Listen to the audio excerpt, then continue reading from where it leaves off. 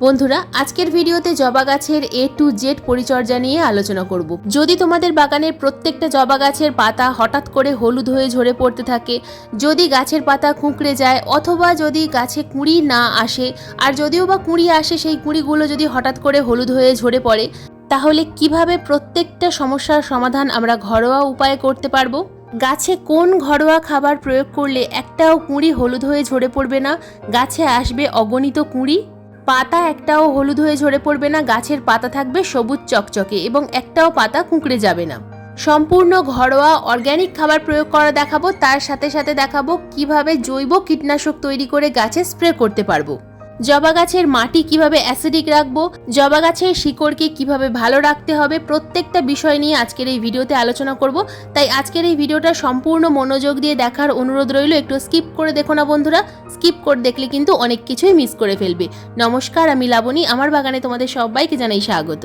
বন্ধুরা, জবা আমাদের বাগানের গ্রীষ্মকালীন অতি পরিচিত একটি ফুল। সম্পূর্ণ শীতকাল ডরমেন্সিতে থাকার পর ধীরে ধীরে জবা গাছের ঘুম ভাঙতে থাকে। শীতের শেষে অর্থাৎ ফেব্রুয়ারি মাসের শুরু থেকেই এই জবা গাছের রিপোর্ট এবং প্রুনিং করার কাজ শুরু হয়। তারপর ধীরে ধীরে এই জবা গাছের গ্রোথ শুরু হয়। জবা গাছের গ্রোথ শুরু হওয়ার পর জবা গাছে কিন্তু কুঁড়ি আসার কথা, কিন্তু এখনও যদি তোমাদের বাগানের জবা গাছগুলোতে কুঁড়ি না আসে, যদিও বা কুঁড়ি আসে, সেই কুঁড়িগুলো যদি হলুদ হয়ে ঝরে পড়ে, বা গাছের যদি কোনো রকম কোনো গ্রোথ দেখতে না পাও, যদি গাছের পাতা হলুদ হয়ে ঝরে পড়ে, তাহলে জবা গাছের কিভাবে পরিচর্যা করবে। তো আজকের এই ভিডিওতে আমি কয়েকটা পয়েন্ট নিয়ে আলোচনা করব এবং প্রত্যেকটা সমস্যার কিন্তু খুব সহজ সমাধানও বলে দেব। বন্ধুরা, প্রথমেই বলবো পয়েন্ট নাম্বার 1। যদি জবা গাছে প্রচুর পরিমাণে পরিচর্যা করার পরেও গাছে একটাও কুঁড়ি দেখতে না পাও, তাহলে প্রথম যে কাজটা আমাদের করতে হবে, টবের মাটিকে অ্যাসিডিক বানাতে হবে। টবের মাটির পিএইচ ঠিক করতে হবে। আমাদের বাগানের প্রত্যেকটা জবা গাছের টবের মাটি যদি অ্যাসিডিক না হয়, তাহলে কিন্তু গাছে কিছুতেই কুঁড়ি আসবে না। প্রচুর মাত্রায় খাবার প্রয়োগ করার পরেও কুঁড়ি আসবে না। তাই প্রতি মাসে একবার করে আমাদের টবের কিন্তু পিএইচকে ঠিক করতে হবে। পিএইচ ঠিক করার জন্য এখানে নিয়েছি আমি 1 লিটার জল। 1 লিটার জলের মধ্যে আমি যেটা প্রয়োগ করব সেটা হলো ভিনিগার মিশ্রিত জল। প্রতি মাসে একবার যদি আমরা আমাদের টবের মিডিয়াতে প্রয়োগ করতে পারি, টবের মাটি অ্যাসিডিক থাকবে এবং গাছে কিন্তু প্রচুর পরিমাণে কুঁড়ি আসবে। 1 লিটার জলে 5 ml ভিনিগার ভালোভাবে মিশিয়ে টবের মাটি ভালোভাবে খুশে দিতে হবে। টবের মাটি যখন শুকনো থাকবে, সেই অবস্থায় কিন্তু আমাদেরকে গাছে ভিনিগার জল প্রয়োগ করতে হবে। 1 লিটার জলে 5 ml ভিনিগার মিশিয়ে যতটুকু প্রয়োজন ততটুকুই কিন্তু প্রত্যেকটা গাছে প্রয়োগ করতে হবে। ভিনিগার ছাড়াও কিন্তু তোমরা গাছের মাটিতে চা পাতা ভেজানো জল অথবা কফি পাউডার মিশ্রিত জল প্রয়োগ করতে পারো, তাহলেও কিন্তু টবের মাটি অ্যাসিডিক থাকে।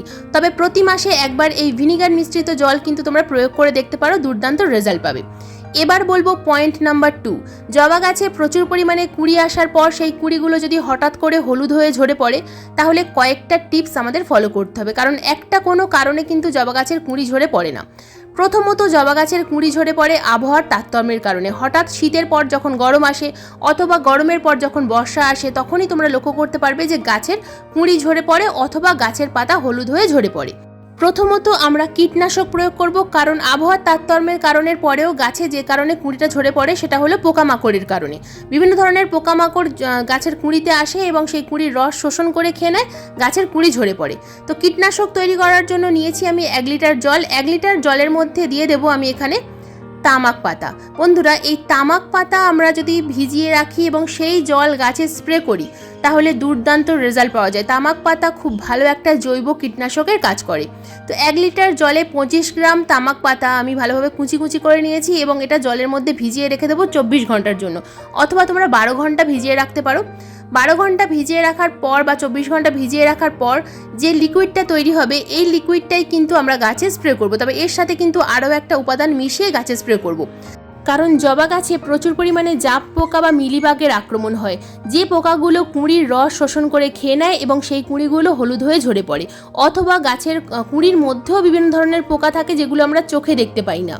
12 ঘন্টা বা 24 ঘন্টা ভিজিয়ে রাখার পর জলের কালারটা কিন্তু সম্পূর্ণ চেঞ্জ হয়ে যাবে। তো পাতাগুলো দেখো আমি হাত দিয়ে চেপে চেপে কিন্তু তুলে নিলাম। এবার এই জলটা আমি স্প্রেয়ার বটলের মধ্যে ছেঁকে নেব, তারপর গাছে স্প্রে করব। তবে তার মধ্যেও আরও একটা উপাদান মেশাবো। তো তার আগে দেখো আমি কিন্তু একটা ছাঁকনির সাহায্যে এই তামাক পাতা ভেজানো জলটাকে ছেঁকে নিচ্ছি। ছেঁকে না নিলে স্প্রেয়ার বটলের নজলে আটকে যাবে এবং স্প্রেয়ার বটলটা খারাপ হয়ে যাবে। তো এই তামাক পাতা কিন্তু আমি আরও একবার ভিজিয়ে রাখবো, এটা আরও একবার গাছে কিন্তু স্প্রে করা যাবে। স্প্রেয়ার বটলের তামাক পাতা ভেজানো জল দেওয়ার পর এবারে দিয়ে দেবো এখানে হ্যান্ড ওয়াশ অথবা শ্যাম্পু 1 চামচ পরিমাণ এই তামাক পাতা ভেজানো জলের মধ্যে দিয়ে দিলাম।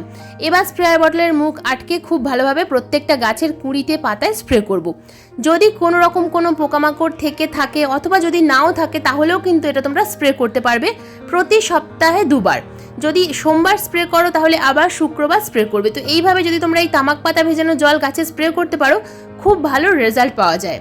কুঁড়িতে যদি কোনো রকম কোনো পোকামাকড় থাকে সেই পোকামাকড়গুলো কিন্তু আর থাকবে না, প্রত্যেকটা পোকামাকড় পালিয়ে যাবে। তাছাড়া যদি গাছের পাতা কুঁকড়ে যায় মাকড়ের কারণে সেই মাকড়ও কিন্তু আর থাকবে না। দেখো আমার এই গাছটার পাতা কুঁকড়ে গেছিলো, তো আমি এটা স্প্রে করার ফলে গাছে কিন্তু প্রচুর পরিমাণে কুঁড়ি আসছে এবং পাতা আগের থেকে অনেকটাই ভালো হয়ে গেছে। এবার বলবো পয়েন্ট নাম্বার 3। বন্ধুরা, গাছের পাতা যদি হঠাৎ করে হলুদ হয়ে যায় তাহলে কি করতে হবে? দেখো, জবা গাছের পাতা যদি একটা দুটো প্রথমে হলুদ হয়ে যায় কোনো অসুবিধা নেই, কারণ পুরনো পাতাগুলো ধীরে ধীরে হলুদ হয়ে যাবে। প্রুনিং করার পর গাছে যখন নতুন পাতা আসে পুরনো পাতাগুলো কিন্তু হলুদ হয়ে ঝরে যায়। কিন্তু যদি দেখা যায় হঠাৎ করে প্রচুর পাতা হলুদ হয়ে ঝরে পড়ছে, গাছে আর একটাও পাতা নেই, তাহলে বুঝতে হবে যে গাছের রুটে কোনো সমস্যা হয়েছে। অথবা পাতা হলুদ হওয়ার সাথে সাথে গাছের পাতা কিন্তু অনেক সময় দেখা যায় যে পুড়ে যাচ্ছে। বিভিন্ন ধরনের ফাঙ্গিসাইড স্প্রে করার পরেও গাছের পাতা কিন্তু পোড়ার সমস্যা ঠিক হয় না। তো আমার বাগানে এই যে লণ্ঠন জবা গাছটা দেখতে পাচ্ছ, এই গাছে কিন্তু এই সমস্যাটা খুব বেশি দেখা যায়, গাছে পাতা পোড়ার সমস্যা। দেখো, পাতার কোনাগুলো ধীরে ধীরে পুড়ে যাচ্ছে। তো এই রকম সমস্যা যদি তোমাদের বাগানের কোনো গাছে থেকে থাকে তাহলে সেই গাছের কিন্তু রুট ট্রিটমেন্ট করতে হবে, কারণ প্রথম সমস্যাটা হয় রুটের মধ্যে। গাছের পাতায় কোনো কিছু স্প্রে করেও কোনোরকমভাবে কাজ হয় না। তো প্রথমে টবের মাটিটা ভালোভাবে খুশে নিতে হবে। মাটিটাকে প্রথমে একদিন জল প্রয়োগ না করে মাটিটাকে শুকনো করে নিতে হবে।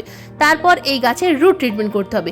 বাগানের প্রত্যেকটা গাছের মাসে একবার করে অবশ্যই কিন্তু রুট ট্রিটমেন্ট করার চেষ্টা করবে। তো রুট ট্রিটমেন্ট কিভাবে করতে হয় তা আমি আগেও দেখিয়েছি, তো এই ভিডিওতে আমি আবারও দেখিয়ে দিচ্ছি যে কিভাবে গাছের রুট ট্রিটমেন্ট করতে হয়।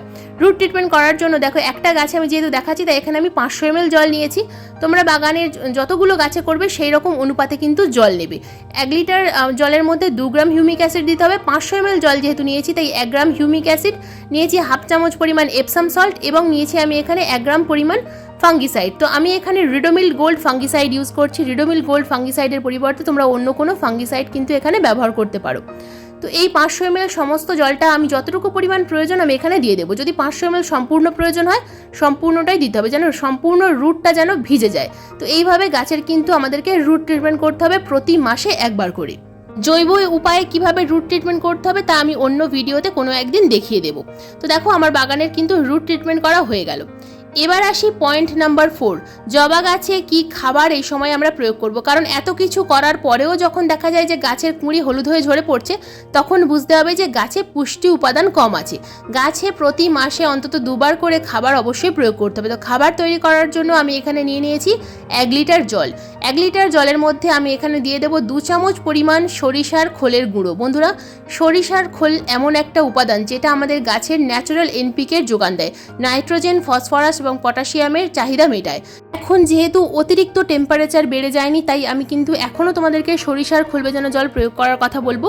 যখন টেম্পারেচার অনেক হাই হয়ে যাবে তখন বাগানের প্রত্যেকটা গাছে তোমরা বাদাম খোল ভেজানো জল প্রয়োগ করার চেষ্টা করবে। বাদাম খোল ভেজানো জল গাছের জন্য কিন্তু ভীষণ উপকারী। তো দেখো, আমি কিন্তু আগে থেকেই এটা ভিজিয়ে রেখেছিলাম। তো এটা 3 দিন ভিজিয়ে রাখতে হবে। 2 চামচ সরিষার খোলকে 1 লিটার জলে মিশিয়ে 3 দিন ভিজিয়ে রাখার পর সেই জলের মধ্যে প্রথম যে উপাদানটা আমি মেশাবো সেটা হলো 1 চামচ পরিমাণ কাঠের ছাই। যদি কাঠের ছাই না পাও সেক্ষেত্রে তোমরা বাগানের যে কোনো পাতা পোড়া ছাইও ব্যবহার করতে পারো। এরপর এখানে দেবো 1/2 চামচ পরিমাণ চুন। যে চুন, খাবার চুন বা পানে খাওয়ার যে চুন, সেই চুন আমরা এখানে ব্যবহার করব। তো এটা গুঁড়ো চুন, কোনো রকমভাবে ডেলা চুন ব্যবহার করবে না, তাহলে কিন্তু গাছের ক্ষতি হবে। এরকম গুঁড়ো চুন সেটাকে জলে ভিজিয়ে রাখতে পারো। যদি ডেলা চুন থাকে তাহলে সেটাকে জলে ভিজিয়ে রাখবে, তারপর কিন্তু গাছে প্রয়োগ করবে। তো চুনটাকে আমি দেখো গুঁড়ো চুন জলের মধ্যে মিশিয়ে দিলাম। তো এটাকে আমি আধ ঘন্টা মতো রেখে দেবো এইভাবে, তারপর গাছে প্রয়োগ করব। তো গাছে প্রয়োগ করার আগে যে কাজটা আমাদের করতে হবে, টবের মাটিতে যে সমস্ত আগাছা আছে এই আগাছাগুলোকে তুলে ফেলতে হবে এবং টবের মাটিটা খুব ভালোভাবে খুশে নিতে হবে। টবের মাটি যদি খুশে নেওয়া না হয় গাছের মধ্যে অক্সিজেন চলাচল করতে পারবে না, শিকড় অক্সিজেন গ্রহণ করতে পারবে না, যার ফলে গাছের মাটি কম্প্যাক্ট হয়ে থাকবে এবং জল আমরা যেটা প্রয়োগ করছি সেই জল শিকড়ে জমা হতে থাকবে এবং শিকড়টা কিন্তু খারাপ হয়ে যাবে। তাই সব সময় আমাদের টবের মাটিটাকে আলগা রাখার চেষ্টা করতে হবে। তো বাগানের প্রত্যেকটা গাছের মাটি এইভাবে আমাদেরকে কিন্তু 15 দিন অন্তর অন্তর খুশে দিতে হবে। তো দেখো আমার বাগানের প্রত্যেকটা গাছের কিন্তু প্রচুর মাত্রায় কুঁড়ি এসছে, তার কারণ আমি প্রতি মাসে লিকুইড খাবার 3 বার এবং মিশ্র খাবার 2 বার করে প্রয়োগ করি। তাছাড়া প্রতি মাসে 2 বার করে অনুখাদ্যটা স্প্রে করার চেষ্টা করবে। অনুখাদ্য কী কী স্প্রে করতে হয় তা অন্যান্য ভিডিওতে আমি কিন্তু দেখাই। তো দেখো আমার কিন্তু গাছে মাটি ভালোভাবে খুশে নেওয়া হয়ে গেছে। তো এবার গাছে খাবারটা প্রয়োগ করব। একটা 10 ইঞ্চি টবে 500 ml লিকুইড খাবার প্রয়োগ করতে হবে। এটা একটা রঙের কৌটো, 1 লিটারের রঙের কৌটো। তো সেই কৌটোতে আমি দেখাচ্ছি তোমাদেরকে, অর্ধেকটা পরিমাণ খাবার নিয়েছি এখানে 500 ml। একটা 10 ইঞ্চি মাটির টবে 500 ml দিতে হবে, আর একটা 20 ইঞ্চি বড় বালতিতে কিন্তু এরকম 1 লিটার খাবার গাছে প্রয়োগ করতে হবে। তবে খাবার প্রয়োগ করার আগে টবের মাটিটা কিন্তু ভালোভাবে শুকনো করে নিতে হবে। টবের মাটি যেন কখনোই অতিরিক্ত ভেজা ভেজা না হয়ে থাকে। সব সময় মাটি ময়েশ্চার থাকবে, কিন্তু অতিরিক্ত ভেজা ভেজা বা কাদা কাদা যেন হয়ে না থাকে। মাটিতে হাত দিলে সেই হাতে যেন মাটির কাদা না লেগে যায়। এই খাবার তোমরা কিন্তু মাসে 3 বার অর্থাৎ 10 দিন অন্তর অন্তর প্রয়োগ করবে, তাহলে দুর্দান্ত রেজাল্ট দেখতে পাবে। আর যেভাবে কীটনাশক প্রয়োগ করা দেখালাম সেই কীটনাশক তৈরি করে প্রয়োগ করতে পারো। যদি তামাক পাতা না পাও সেক্ষেত্রে তোমরা নিম পাতা জলে ফুটিয়ে সেই জলটাও কিন্তু গাছে স্প্রে করতে পারবে, তাহলেও কিন্তু খুব ভালো রেজাল্ট পাবে। আর প্রতি মাসে 2 বার 15 দিন অন্তর অন্তর অ্যাগ্রোমিন ম্যাক্স, অ্যাগ্রোমিন গোল্ড অথবা মোবোমিন যে কোনো অনুখাদ্য গাছে অবশ্যই স্প্রে করার চেষ্টা করবে। 1 লিটার জলে 2 গ্রাম আর লিকুইড আকারে হলে 2 ml ভালোভাবে মিশিয়ে সকালবেলা গাছের পাতায় স্প্রে করবে। গাছে প্রচুর পরিমাণে ফুল যেমন আসবে, একটাও কুঁড়ি কিন্তু হলুদ হয়ে ঝরে পড়বে না। বন্ধুরা, আজকের ভিডিওতে স্টেপ বাই স্টেপ আমি কিন্তু প্রত্যেকটা বিষয় নিয়ে আলোচনা করেছি। যদি কোথাও কিছু বুঝতে অসুবিধা হয় অবশ্যই আমাকে কমেন্ট বক্সে কমেন্ট করবে, আমি যথাযথ উত্তর দেওয়ার চেষ্টা করব। তো আজকের এই ভিডিও এই পর্যন্তই। আজকের এই ভিডিও তোমাদের কেমন লাগলো অবশ্যই কমেন্ট করে জানাবে। ভালো লাগলে একটা লাইক করো, শেয়ার করো, হাইপ করো। চ্যানেলে নতুন বন্ধু হয়ে থাকলে চ্যানেলটাকে সাবস্ক্রাইব করে পাশের বেল আইকনটা প্রেস করে দিও এরকম নিত্য নতুন ভিডিও দেখার জন্য। আজকের এই ভিডিওটা সম্পূর্ণ মনোযোগ দিয়ে দেখার জন্য তোমাদের সবাইকে জানাই অসংখ্য অসংখ্য ধন্যবাদ।